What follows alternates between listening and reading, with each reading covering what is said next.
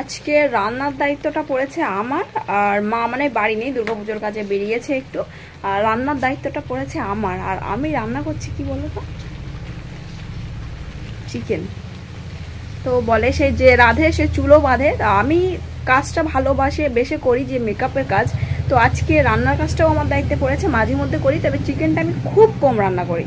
তো আজকে ভাবলাম মা বাড়ি নেই, দেখি চিকেনটা রান্না করে কেমন হয়েছে, আর তোমাদের সাথে যে চিকেন রান্নার রেসিপি গ্রাম বাংলায় একদম সহজ পদ্ধতিতে সেটাই শেয়ার করতে চলেছি।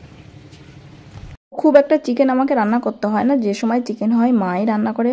তো আজকে মা বলে দিয়ে গিয়েছিল, তো সেভাবেই রান্না করছি। আর আমাদের গ্রাম বাংলায় কিন্তু এটাই সবথেকে সিম্পল রান্না। তো প্রথমে কড়াইতে তেল গরম করে নিয়ে কিন্তু আমি পেঁয়াজ কুচি, রসুন বাটা, আদা বাটা আর কটা ঝাল কেটে দিয়ে নিয়েছি। নিয়ে তাতে একটু লবণ দেবো যেন কষাইটা খুব ভালো হয়, খুব তাড়াতাড়িও বা ইজি হয়ে যায়। তো কষাইটা যখন পেঁয়াজ রসুনগুলো খুব ভালো করে হয়ে যাবে, তখন আমি চিকেন দিয়ে দেবো। আর এটা হচ্ছে কিন্তু আমাদের বাড়ির চিকেন, মানে বাড়ির মুরগির চিকেন আর কি।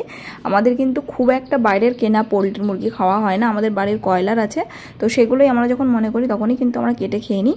আর আমার জেঠিমা কিন্তু খুব একজন ভালো রাঁধুনি, যখনই পাড়ায় কোনো অনুষ্ঠান হয় তখনই কিন্তু আমার জেঠিমার ডাক পড়ে। তো জেঠিমা একটাই কথা বলে, বা আমার মাও একটাই কথা বলে, যে কষাইটা যতটা ভালো হবে, যে কোনো তরকারি, নিরামিষ সবজি হোক আর মাংস হোক, যাই হোক না কেন, কষাইটা যতটা সুন্দর হবে এই তরকারির টেস্টটা কিন্তু ততটাই সুন্দর হবে।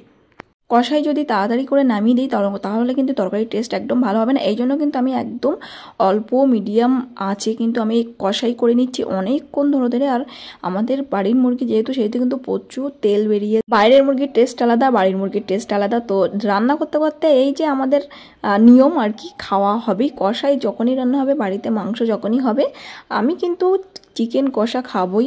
তো আমি একটু টেস্ট করে নিচ্ছিলাম যে কেমন হলো মানে নিজের রান্নাটা।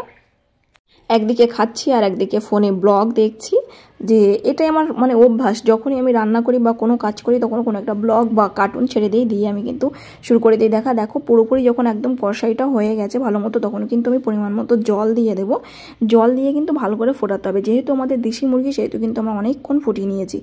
তরকারি টেস্ট আনে কিন্তু বাটা মশলা, এটা কিন্তু আমাদের শিলনোড়ায় বাড়িতেই বাটা হয়। জিরে, মরিচ, গরম মশলা এগুলো দিয়ে কিন্তু ভালো করে আমি ফুটিয়ে নেব। পরে কিন্তু একটু মিট মশলা ছড়িয়ে দেবো, দিয়ে আমি নামিয়ে নেবো।